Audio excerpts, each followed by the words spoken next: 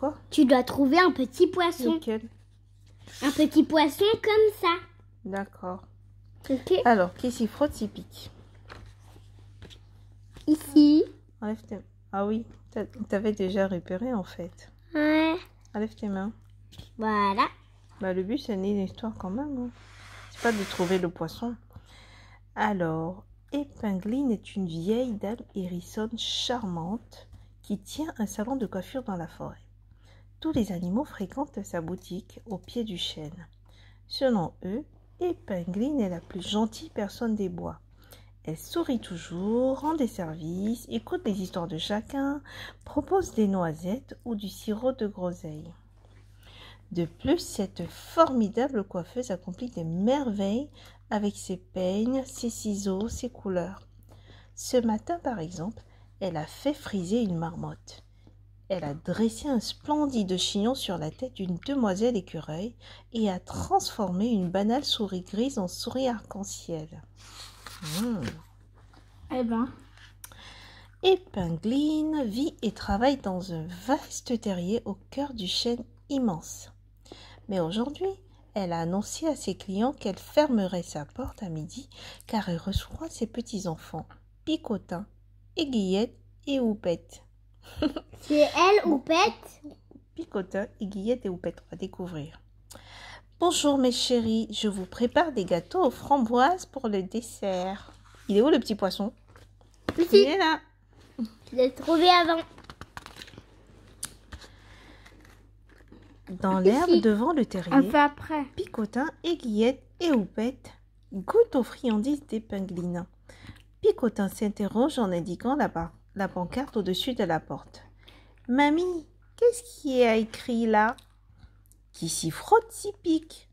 Pourquoi as-tu affiché ça devant ta maison? Pour avertir les gens. De quoi? Tu le comprendras un jour. » Oui, le petit poisson. Épingline, Ici. il est là. Dans la boîte aux lettres. Épingline passe un après-midi joyeux en créant des coiffures rigolotes pour ses 3 petits-enfants. Tout le monde rit. On se sent si bien auprès d'Épingline. Cette fois, on commence par le poisson. Soudain, On commence par le poisson. il est où le poisson?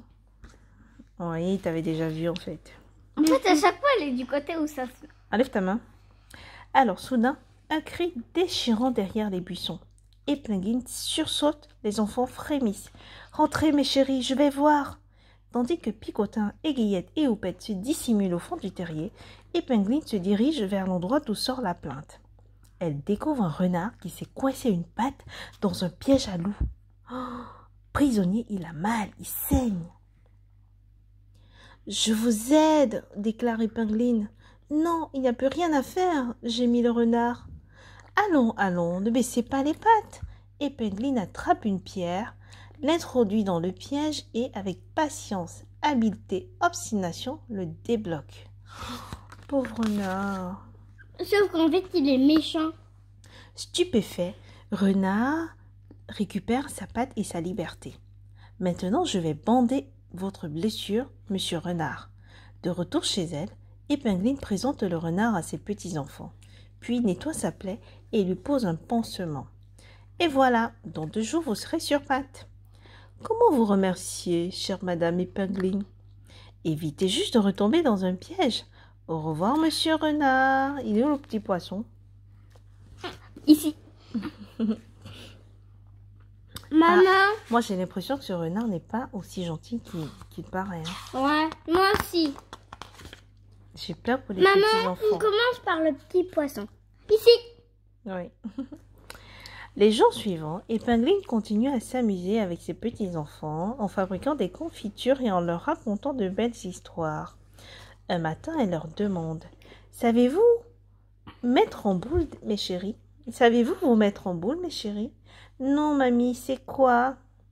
Pour leur montrer, Épingline se transforme subitement en une boule. Tous ses poils sont hérissés, on ne la reconnaît plus. Elle semble avoir disparu. Ils applaudissent. « Génial, mamie! Comment fais-tu ça ?»